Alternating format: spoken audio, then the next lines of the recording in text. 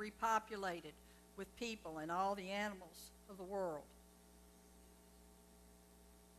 Remember the story of Lot? God sent 2 angels to remove Lot and his family from the judgment of Sodom and Gomorrah. As a matter of fact, the angels kept saying, "Hurry up, Lot. We can't destroy this place until you're removed." Let that be our picture of the rapture, that God does not save the judgment for those who are prepared and who are believers.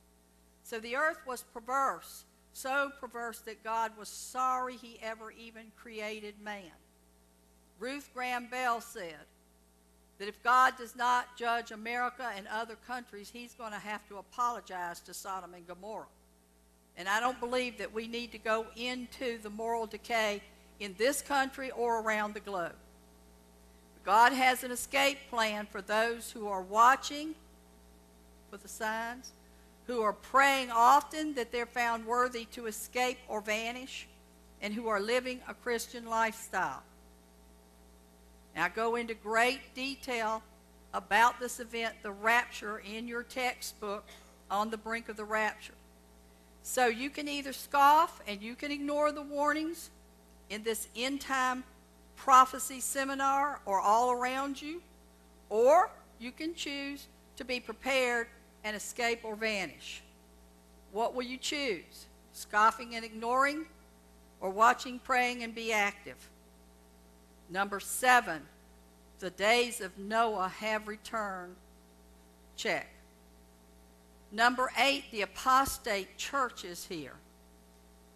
Apostate, traitor, renegade, runaway, fugitive. It is falling away from the faith. 2 Timothy 4:1-3 says, "In the latter times, in that day, some people will fall away from the faith. They will pay attention to deceitful spirits and doctrines of demons, and they will believe the hypocrisy of liars." 2 Thessalonians 2:3 said that day, the end time, will never come until the falling away comes first. Revelation 3 contains letters to the seven of the existing churches of that day, and the last 2 churches were existing simultaneously just as they are today. We have the faithful church, or the Philadelphian church, and we have the lukewarm church, the Laodicean church. Here's what the Spirit told John to write to the church at Laodicea. "You are neither hot nor cold." Listen now. "If you do not change, I will spew or vomit you out of my mouth. You have left your first love," meaning Yeshua.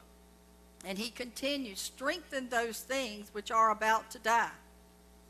Prevalent religious delusions, distortions, deceptions are rampant in the church body today.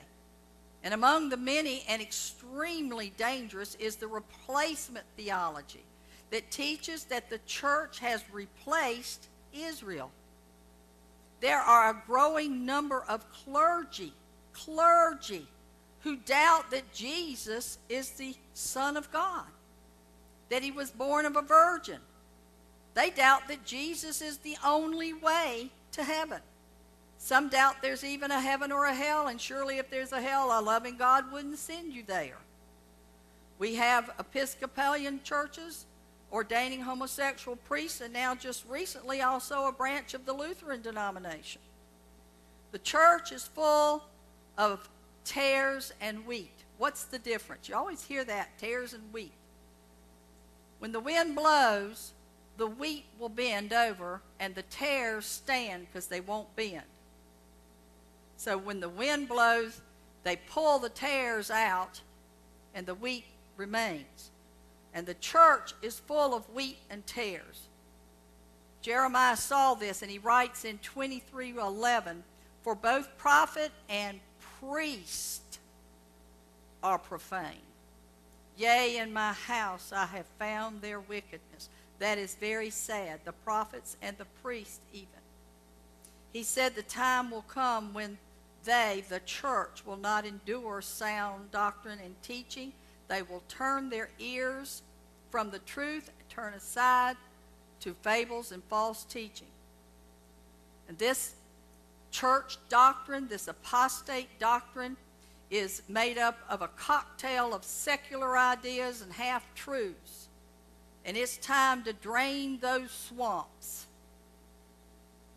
And if your church is into false teaching, see what you can do to help correct it. If it won't get corrected, leave. Go someplace where there is sound teaching. There's a rising popularity of a New Age movement. Eastern religion, meditation, past lives, reincarnation. A lot of this has infiltrated the lives of even Christians. Many of the TV evangelists have started believing their own press. And they've let their ministries get bigger than their relationship with God. Many can't keep their pants zipped up. Or they're having public spats or big public divorces. God help us. They have just simply let the ministries outgrow their own character. Many Christians are leaving the church and they're sitting at the throne of modern humanism as personified by Oprah Winfrey. Oprah has featured a course in the past called A Course in Miracles. Here's what the author of this course espouses. There is no sin. A slain Christ has no meaning. The journey to the cross should be the last useless journey you take. The name of Jesus Christ as such is but a symbol. It's a symbol that safely is used as a replacement of the many names for God to which you pray. The recognition of God is actually the recognition of yourself. The atonement is the final lesson that man needs to learn, for it teaches him that not ever having sinned, he has no need of salvation. Popular author Wayne Dyer told his PBS television audience about this brilliant writing. And he said, A Course in Miracles would produce more peace on earth. It's no surprise then when we see a runaway, renegade, fugitive church. And what did God say he would do? I will spew the lukewarm out of my mouth. And I don't know about you, but I do not want to be God's vomit. Reason number 8, the apostate church is here. Check. Reason number 9, the signs of deception and false Christ are being manifested today. Matthew 24:5 and 23 through 24. For many will come in my name and say, I am the Christ, and will deceive many. For false Christs and false prophets will rise and show great signs and wonders to deceive, if possible, even the elect. See, I have told you beforehand. There's God. There's that loving Father. See, I have told you beforehand what to look for. 2 Timothy 3:13, Paul warns that evil men and seducers shall wax worse, deceiving and being deceived. And clearly, we are told that religious and philosophical deception will flourish throughout the earth during the time of the end. What does Jesus say? He says, do not go after any of them who proclaim to be Christ. He said that in Luke 21:8. Many false Christ and Messiahs have deceived many ever since the late 60s. Eastern religious cults are flourishing. And there have been hundreds of self-proclaimed gurus and messiahs that have existed even since the time of Christ. But never in history have we experienced the onslaught of them as we have today. Throughout history, at least one self-proclaimed Messiah has appeared each century. But just in my lifetime, I've seen Daddy Grace, Jim Jones, David Koresh, that guy Applewhite from Heaven's Gate, who got his group to commit suicide while they were waiting on a spaceship to take them home.